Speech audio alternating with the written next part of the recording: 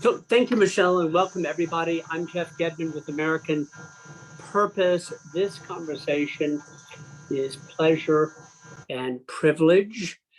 We're going to host in a conversation today and give all of you opportunity to ask questions of Ambassador Ryan Crocker, who is truly one of America's most distinguished diplomats. I read somewhere, and if it's wrong, Ryan, you'll correct me, but I think George W. Bush called you America's Lawrence of Arabia. But we know this, you've been ambassador to Iraq and Syria, Kuwait, Lebanon, Pakistan, and Afghanistan. Of course, you teach, you publish, you've been dean of Texas A&M. And it seemed to me, Ambassador Crocker, Ryan, that in a moment like this, we would profit immeasurably from hearing about you in the area of, this is my framing, you'll take us wherever you see fit, what we leave behind. I would even say people whom we leave behind when we exit a place like Afghanistan. And then, of course, when we leave, there's a notion in some Washington journalistic circles, I suppose, that that we've divorced ourselves from that country or that region. But of course, these countries and regions seldom divorce themselves entirely from us, and connected thread existed and it continues to exist. And then I'd also venture to say that where we leave and doors open, others enter, as they say. Nature abhors vacuums, vacuums get filled. And there's lots to discuss about the Afghanistan, Pakistan region, but also greater Middle East. That's a lot. We won't cover all of it, but no one can really speak to these issues, in my mind, conceptually, strategically, but also from sheer diplomatic, on-the-ground practice like you. We invited our friend Cameron Munter to moderate this conversation. Cameron himself being a former U.S. ambassador to Pakistan. Cameron is not with us yet. I did speak to him yesterday. He is confirmed. I trust he'll be joining in progress. Meanwhile, you have me, as Ryan said before showtime, playing the role of Cameron Munter. I will be less elegant, less knowledgeable, less skillful, but I'll do my best not to embarrass you all. We're going to take 15 to 20 minutes of questions where I'll pose questions to you, Ryan, just to warm up the audience, as it were. And then we're going to open up the gallery because we have a fabulous group and people still joining. We had about 60 or so confirmed, and people join a little bit late these days by Zoom. So welcome to all of you. Ambassador Ryan Crocker, great to see you, and welcome to you, Ryan. Can I start specific and granular? And I would love to hear from you, Ryan, in the withdrawal. What do we think happened? Because I think it's a consensus now that the withdrawal has been botched in some way. And so I'd love to know, not to lament and blame, but, you know, as a postmortem, what do we think went wrong, if you agree with that? And then if you could talk to us a little bit about the ongoing evacuation effort. Some people think, boy, that was tough. Good thing we finished that, but it's not complete. Ryan, welcome. And if we could start there, please. Thanks for having me, Jeff. It's a critical issue at a critical time. I'm, among other things, on the advisory board for a group called No One Left Behind. We are focused primarily on SIV recipients or SIV eligible individuals, meaning those who have served the United States either on the military side, where most of them were, or in the embassy. The name says it all, no one left behind. Unfortunately, we left thousands behind. And you mentioned the takeover, the withdrawal. I think the timing surprised everyone. It certainly surprised me that things would fold that quickly. But broadly speaking, I think most of us knew that it was going to fold sooner or later, because basically the Trump and Biden policy virtually dictated it by delegitimizing the government, demoralizing its security forces, forcing the release of 5,000 Taliban prisoners who immediately joined the fight against the security forces. We had, by the time President Biden took office, we had totally delegitimized the government of Afghanistan, which was supposed to be our ally. So the timing surprised me. The outcome sadly did not. So let me continue right there with the delegitimizing of the Afghan government. It seemed to me that journalistically, at least in some quarters, we traveled this strange road. There was a piece not so long ago, gosh, my memory is bad, was it in the New Yorker, praising Ashraf Ghani as the best hope or the best deal on offer. And of course, now we delegitimized, as you said, he fled, and he's become a bit of a culprit in some circles. Can you tell us how you assess his leadership, what we might have done differently? If the policy decision was to withdraw, what might we have done differently with Afghan allies and with him and his government? There is indeed a focus on Ashraf Ghani, and clearly he did throughout his term. I think he made a number of mistakes, not really in question, but you know, the essence of the collapse didn't come from him or his poor leadership. It came from us. And in terms of how this might have had a better outcome, you would have to kind of tear up a lot of recent history, starting with the February 2020 accord between the United States and the Taliban. You mentioned the media. I'm puzzled. I was puzzled then. I'm puzzled now.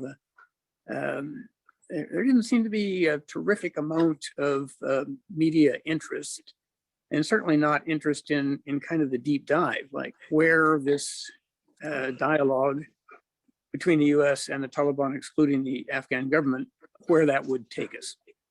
Well, now we know, and it's just in the philosophy of you ask any question you want and I'll give any answer I want. I would take a moment to flog one of my pet rocks here. The decline of the international journalism corps.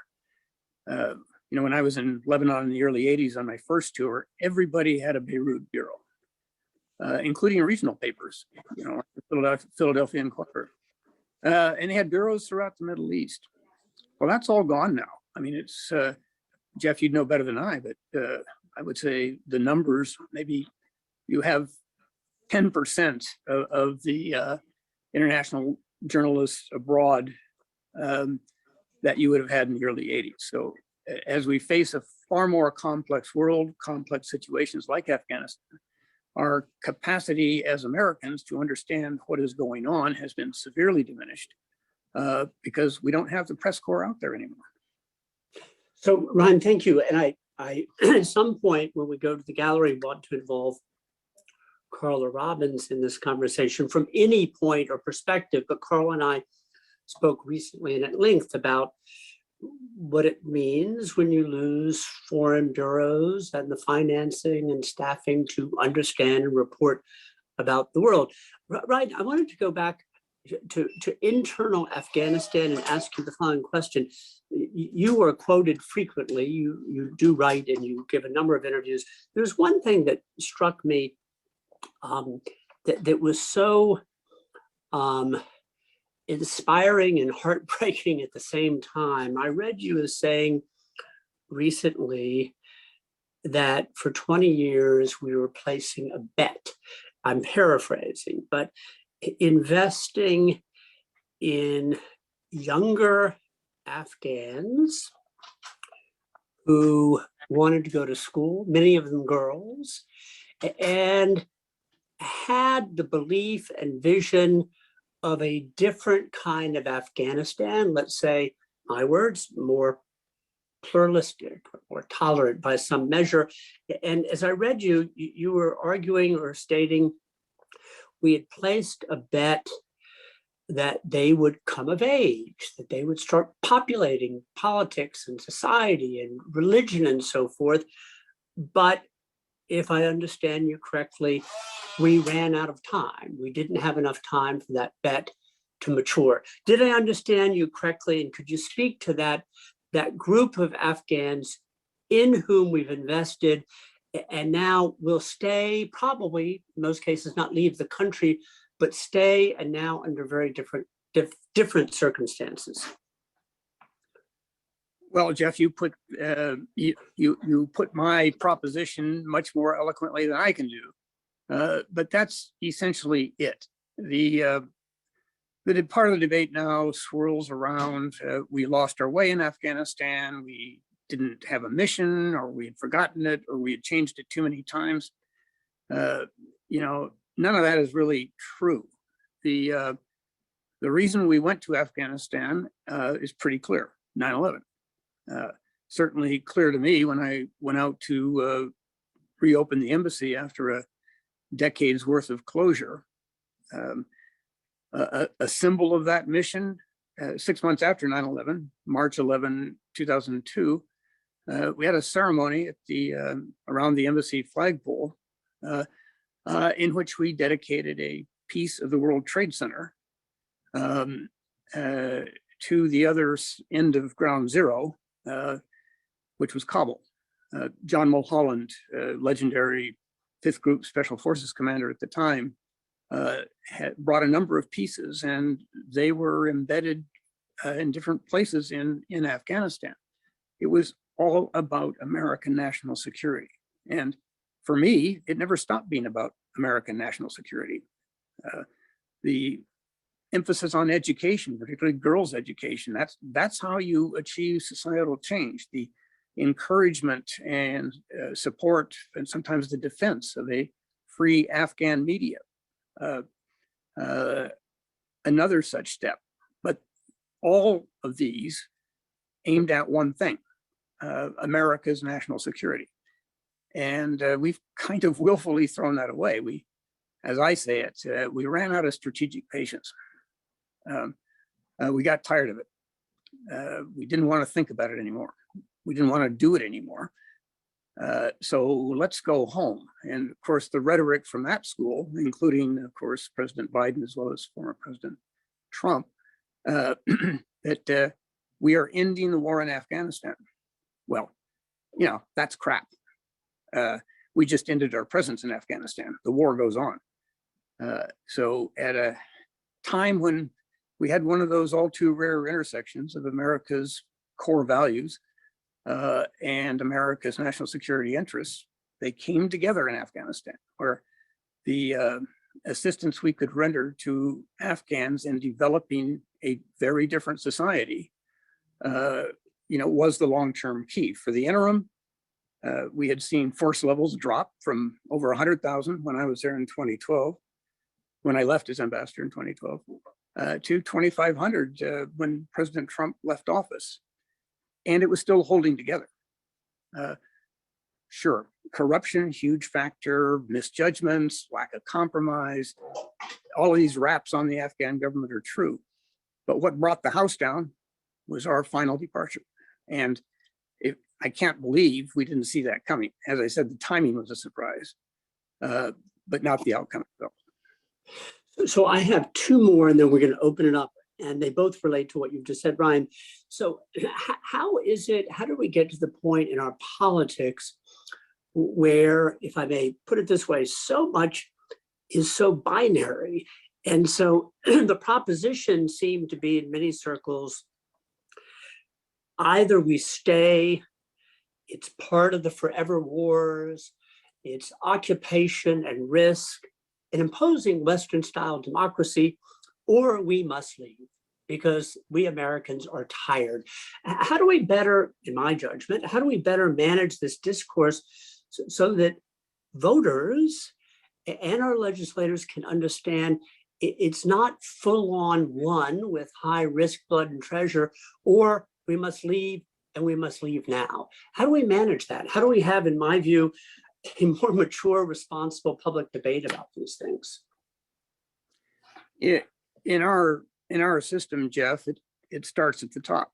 It is a presidential system. The president has enormous powers, including the power of persuasion. They used to call it the bully pulpit.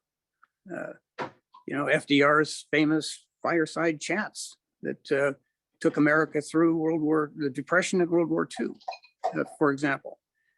We are not seeing that kind of leadership, quite frankly, not from President Trump, and sadly not from President Biden either. His handling of the public dimension of the withdrawal, I think he gave like 5 separate speeches or statements, and before moving on to other things, he just could not find a way to articulate that we came to Afghanistan for a reason. That reason was 9/11. We remain in Afghanistan with a vastly reduced force and vastly fewer casualties for that same reason. America's defenses are now much stronger than they used to be, clearly, but you don't win the game in international security and national security if you're only playing defense. You got to have an offense. And again, I would liken it to a cheap insurance policy.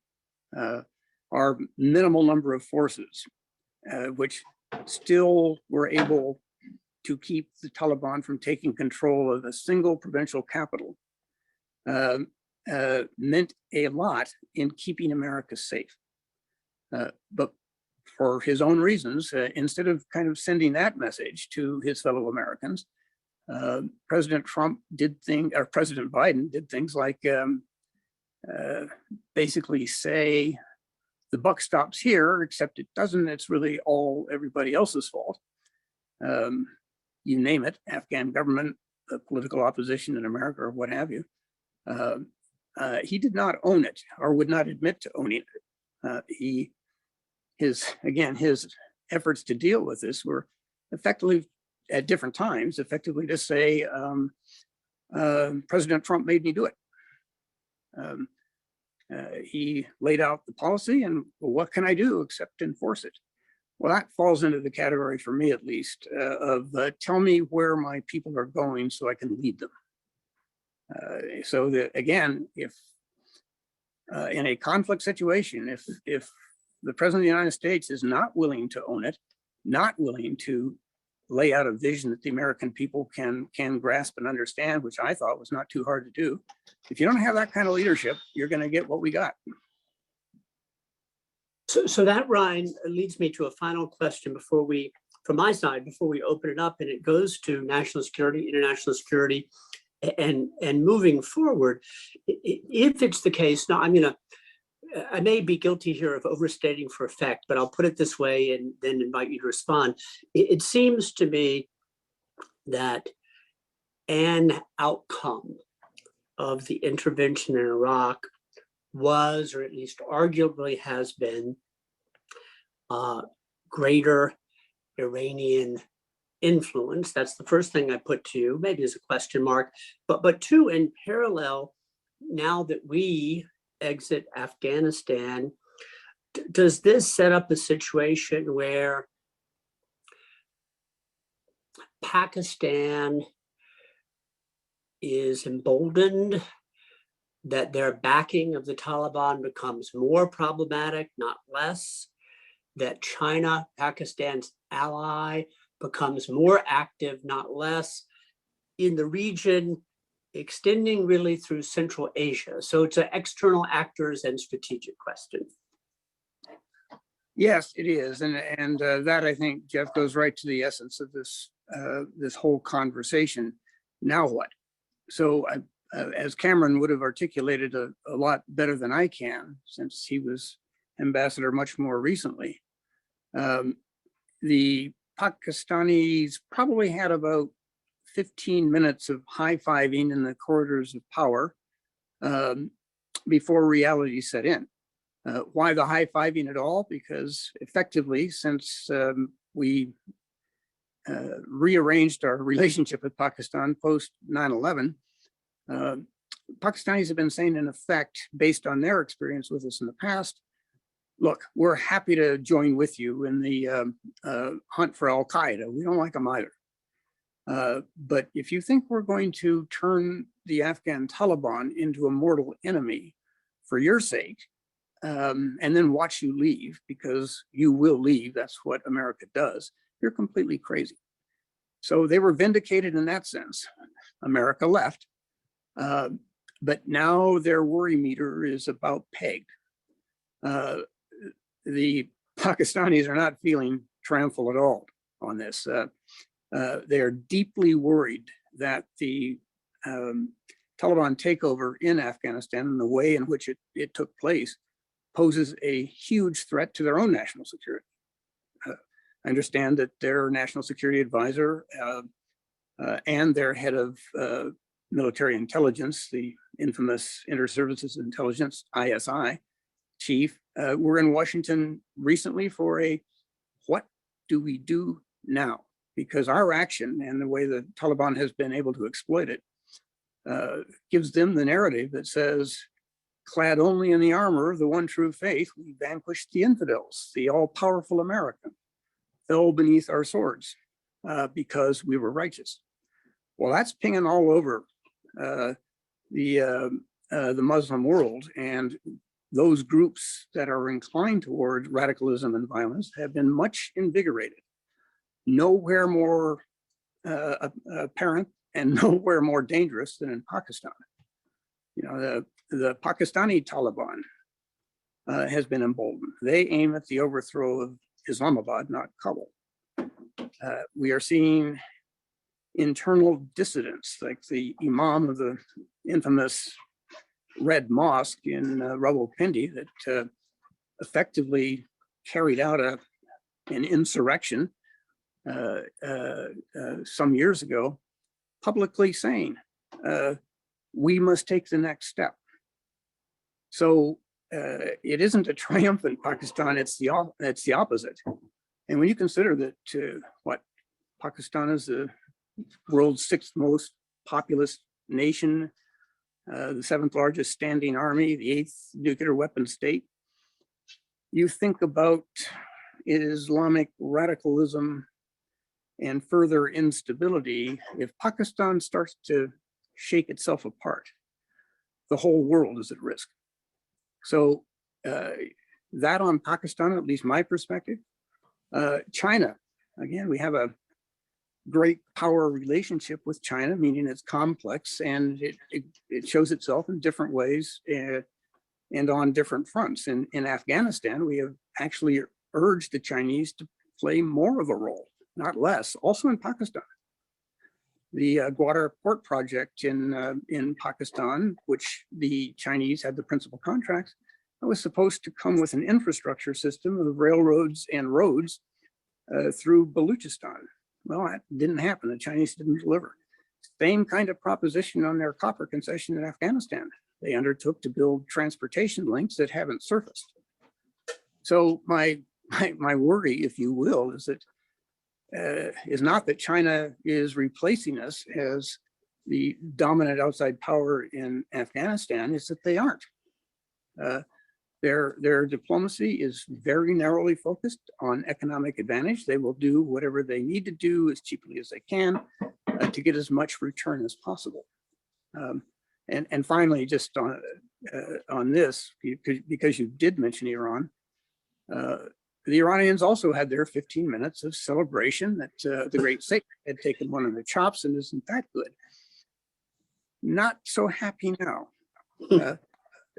Look, there's only room for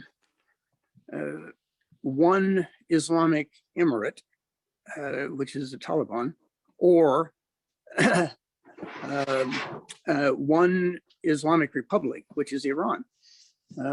There is a fundamental collision of ideologies here, Sunni and Shia.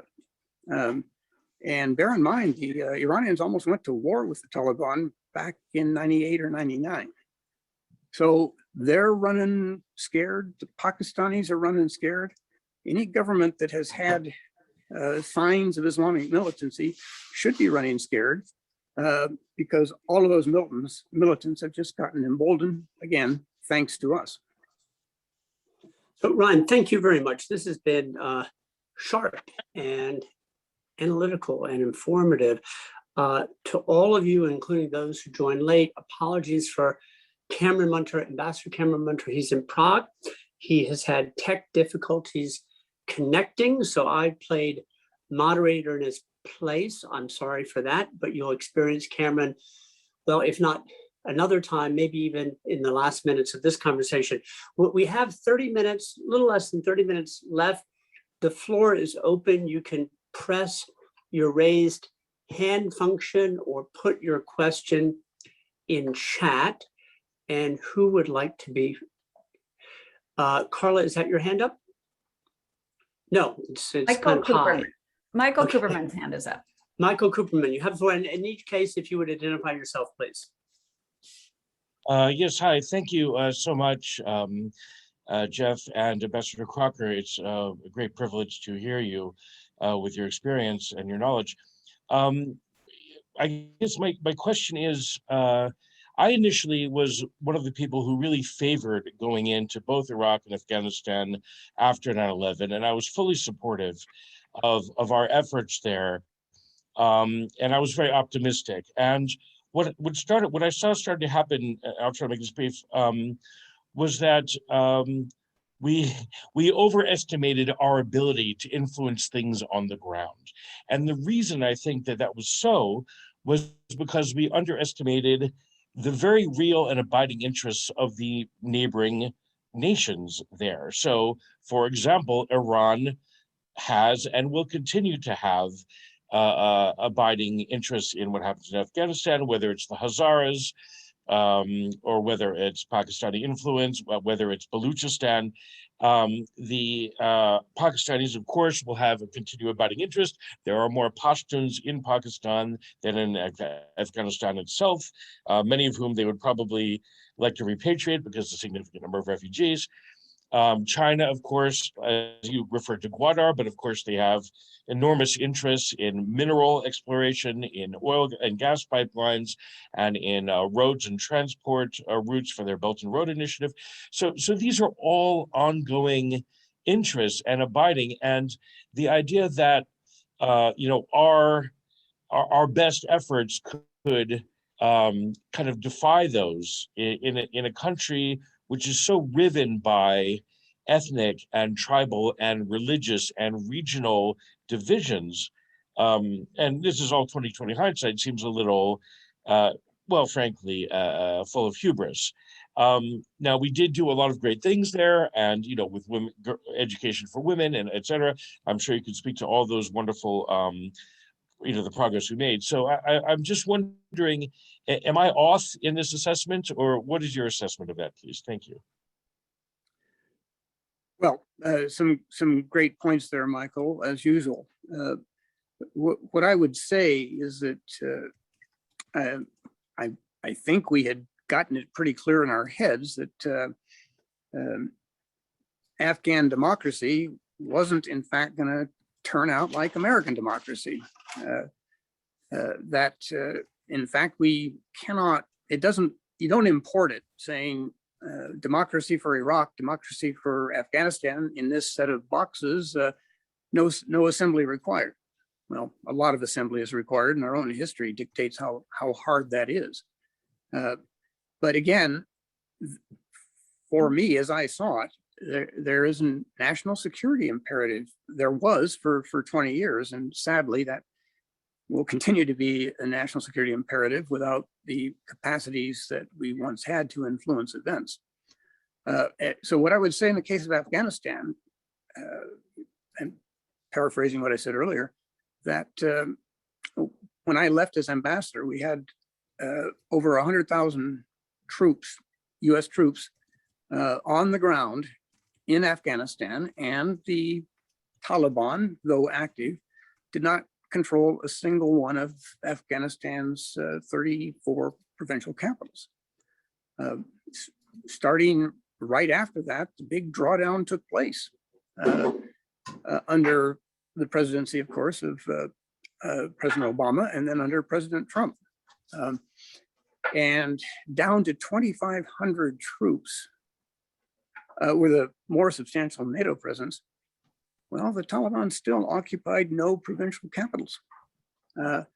So it wasn't, I would say, in essence, our delusion that we could do more than was actually possible. It was the reality that with a very minimal force presence, that the government of Afghanistan and its security forces could keep the Taliban at bay. And that's why I referred to it as a pretty inexpensive insurance policy against another 9/11. So I'm just not sure here that I would buy into the proposition that we were not nearly as effective as we thought, because by whatever design, we had drawn down considerably on troop levels, yet it was all still holding together. What I think what we lost track of was almost the opposite of the enormous influence America wields just by being present, by saying it's a national priority for the United States. It's when we stopped saying that and showed that we really didn't think so anymore by withdrawing all of our forces, that's when the house came down, not before. So I'd say, if anything, it was an underestimation of the efficacy of American power that brought us to the situation we now face, not an overestimation. Thank you, Michael. Thank you, Ryan. Carla, we'll go to you now. Thanks, Jeff. I was organizing my thoughts. Ambassador Crocker, it's so nice to see you again, even if and under these grim times. Can you talk a bit more about our intelligence and counterterrorism capabilities post-withdrawal, both for counterterrorism action inside Afghanistan and for understanding what is happening inside Pakistan, which has always, for me, been one of the real arguments for staying inside of Afghanistan. And now that we're out, what are the alternatives that the Biden administration has? Well, I would hope the Biden administration might begin by simply laying out the truth. And the truth is, and Carla, you know this better than anybody, that for intelligence, there is no substitute for not boots on the ground necessarily, but wingtips and pumps. You got to be there. To have any hope, I think, of getting a coherent intel picture on threats, risks, opportunities. If you do it offshore, it isn't going to be the same. And of course, Bill Burns said as much in front of the Senate Intel Committee shortly after he became director of the CIA. Our efforts, our capacities are going to be degraded when we're not there anymore. So I would point to that attack we launched in the last couple of days we were present, claiming it was an Islamic State target, and then finally having to acknowledge that it wasn't, and a number of innocent people paid the price for it. Well, that, I'm afraid, is how the intel picture is going to look going forward.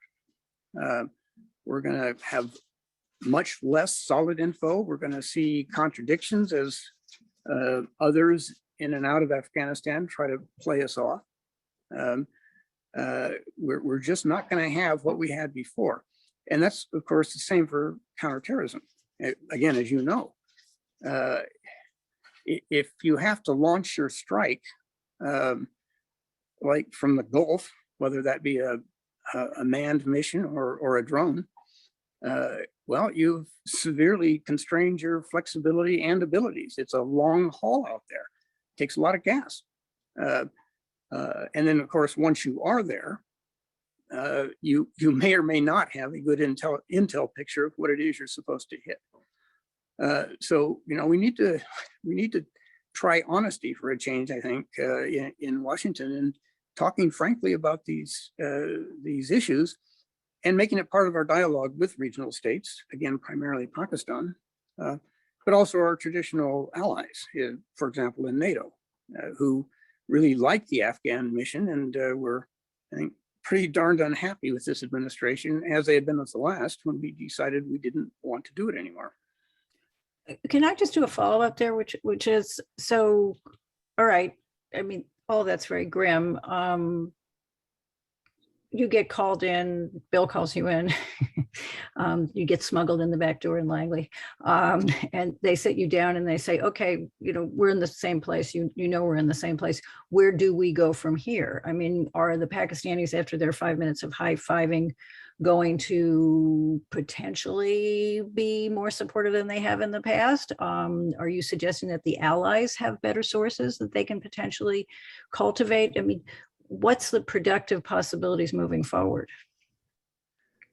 Again, Carla, I think the most basic one is, and it goes back to Michael's point too, not to think we can do this all by ourselves.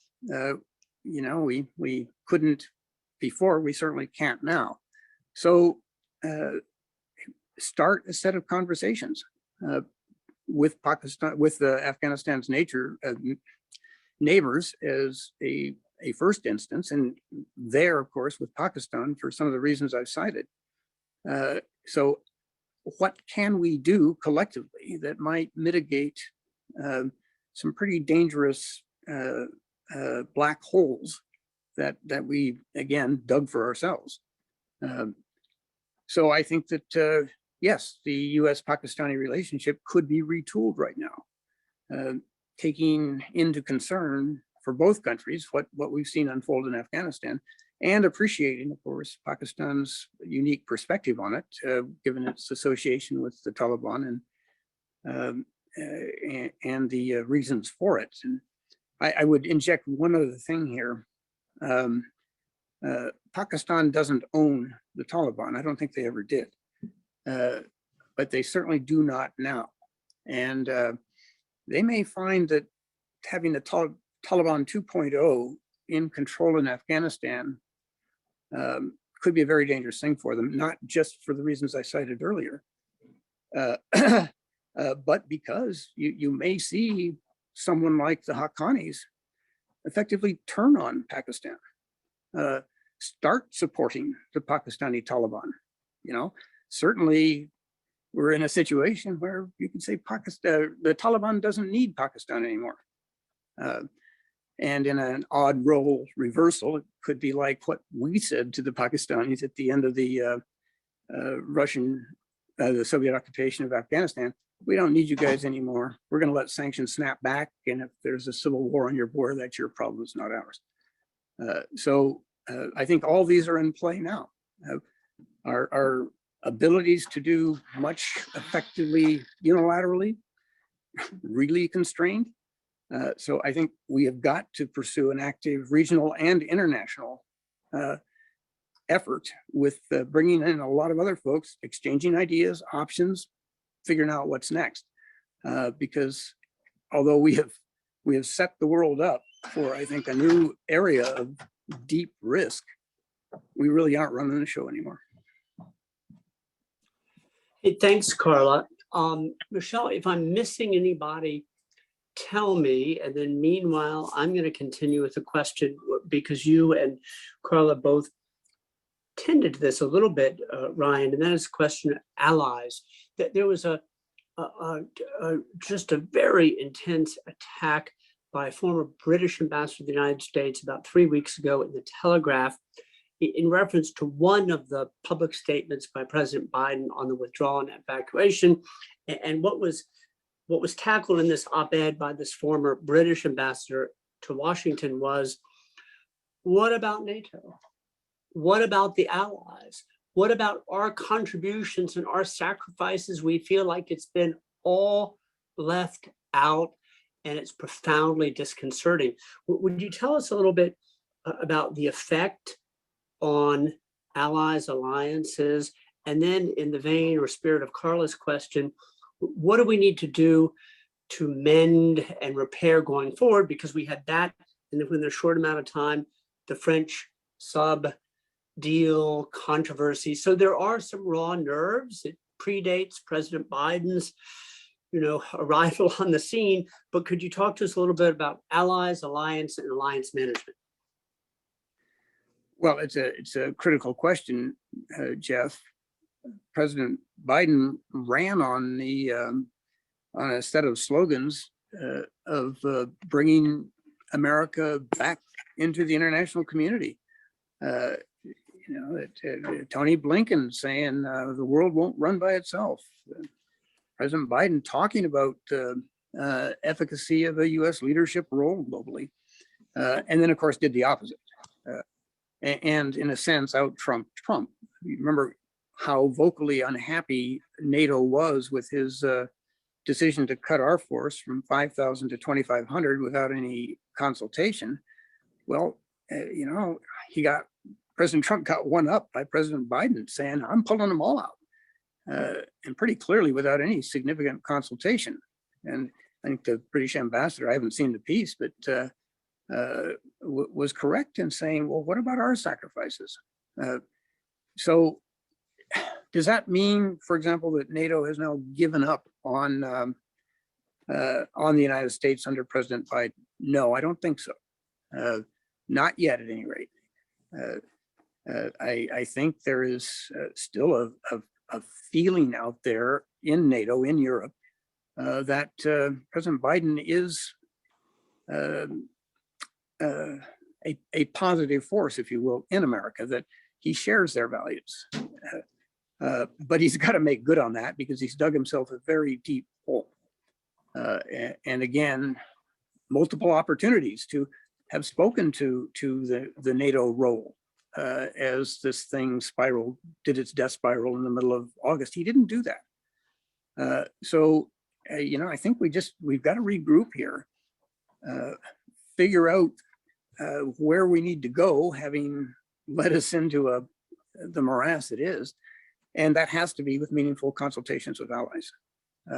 I would agree that it is still possible. I think part of my very vocal unhappiness over this whole thing is kind of the jilted suitor syndrome. I mean, not just President Biden himself, but the team he brought in. It was the A team, probably the best national security team we've seen since George Bush 41. I mean, these are women and men who know how to do this stuff, and they haven't done it, or certainly haven't done it right. So I just think it's a moment here for a lot of consultations following a little bit of objective introspection as to how we got in this mess and how we get to a better place. Getting to a better place, if it's at all possible, can only come through a collective endeavor. We cannot do it on our own. Thank you. I'd like to call on someone in the gallery with a specific question. And Ted Linhart, there you are. Ted, I'm going to ask you a question. Can you hear me?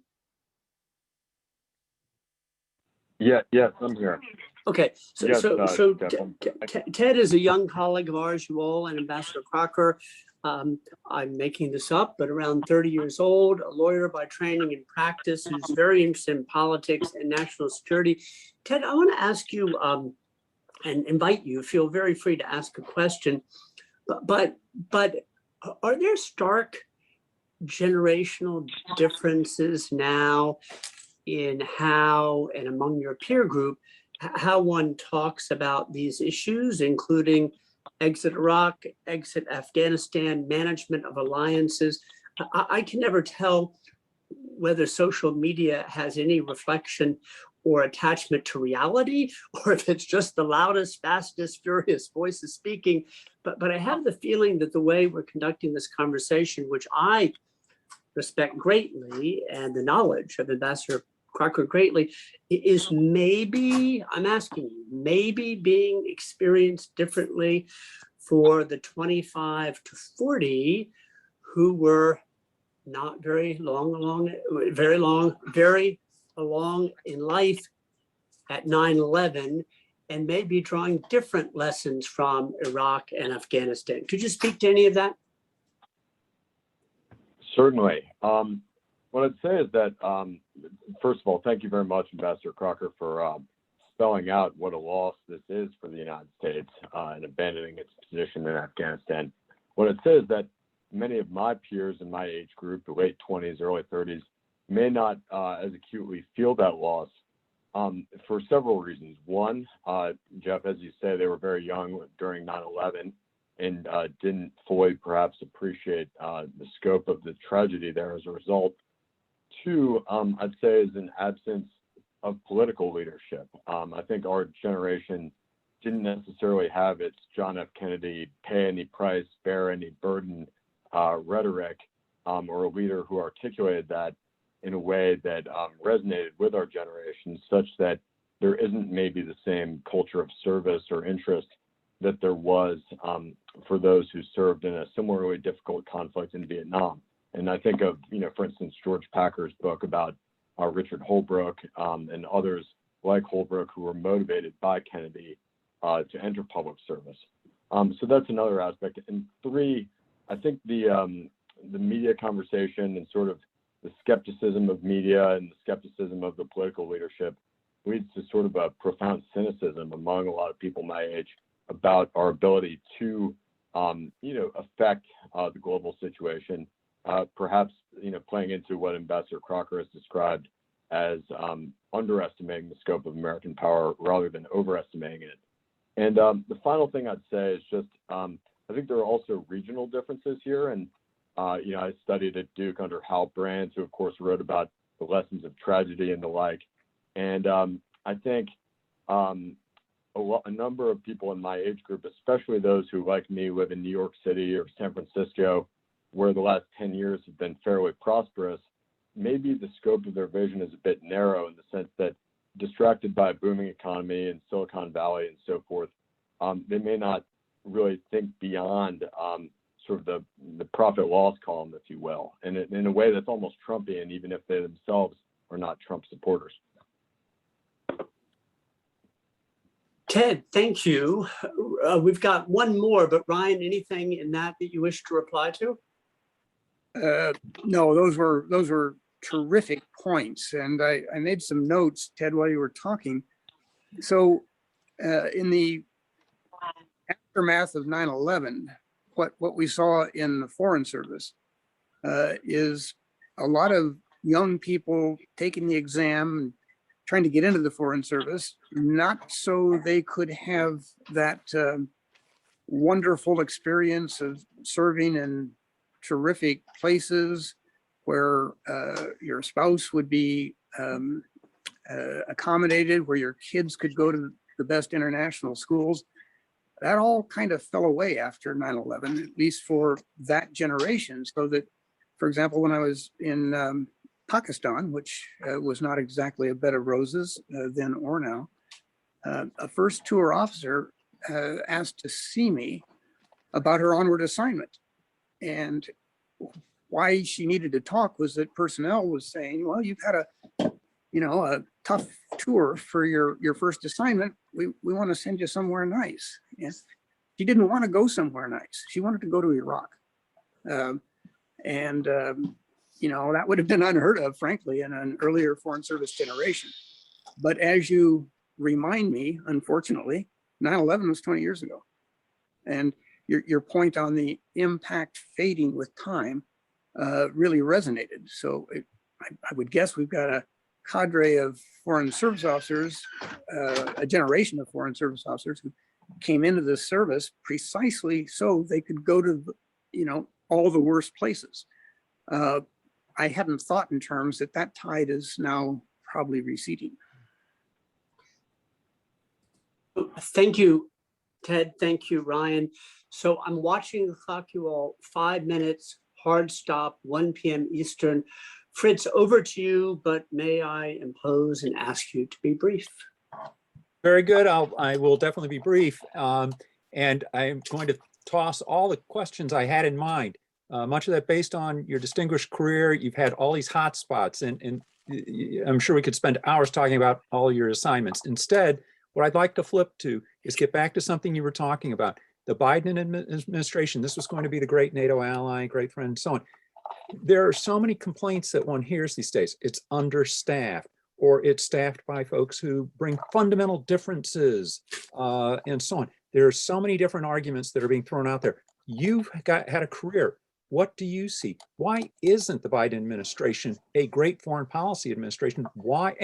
And we could even throw in the military aspect. We heard the testimony last week. The military is saying one thing, the administration is saying another. What's going on from your perspective? Well, the scenario that I hope is being played out is an administration that has just had some trouble finding its feet. And again, they've inherited, particularly on the international level, a pretty miserable hand from President Trump. So I guess I would join with some friends in NATO and Europe who've said we still think that President Biden is, a member in good standing of the international community and who believes in American leadership in that community. Because when I look at, again, this team, I mean, so on the intel side, you got Avril Haines and Bill Burns.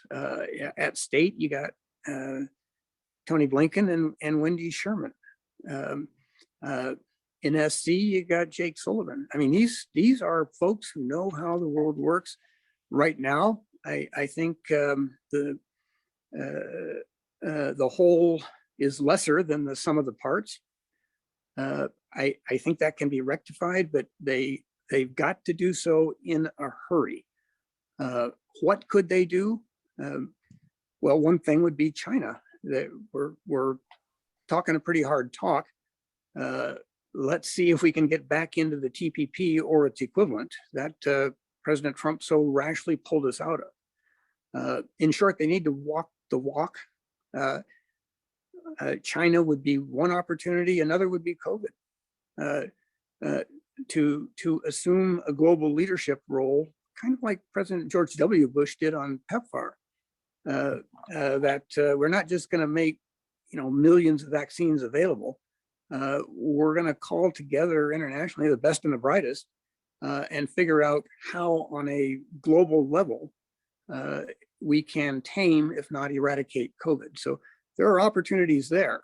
It's just that this is the moment when a presidency off to a pretty dismal start needs to show that it can produce the results that a lot of folks around the world, not just at home, were expecting. So you're almost saying more choose your issue or choose your areas of concern more carefully than structural issues within state or national in the national security community. Well, I'm the last person you should ask about structural issues in Washington, because I did my damnedest over almost 40 years to be part of as little of that as I could. But yes, I think right now it's the personalities that need to gel here, not new structural change. That might be something to look at down the road. But again, we have people in place who know how to do this stuff and who have demonstrated they know how to do it. Whatever has kind of derailed that needs to be put back on the rails. And down the line, we can see if there's some lessons about structure that also need to be learned. Thank you. Fritz, thank you very much. All of you, thank you for your valuable time. That was an sober and uplifting way to end the conversation. Regrets from Cameron Munter, who has a tech issue. He'll join another time. Deepest thanks to Ambassador Crocker. It really does, the combination of intelligence and deep knowledge and experience, these things really do matter. It shows in a conversation like this. Ryan, what a pleasure and privilege. What a great hour for us. Thank you very much for your time. Great conversation. Thank you, Jeff. Appreciate the interest and the opportunity. Thanks, everybody. Have a good afternoon, good evening. Bye now. Thanks, everyone.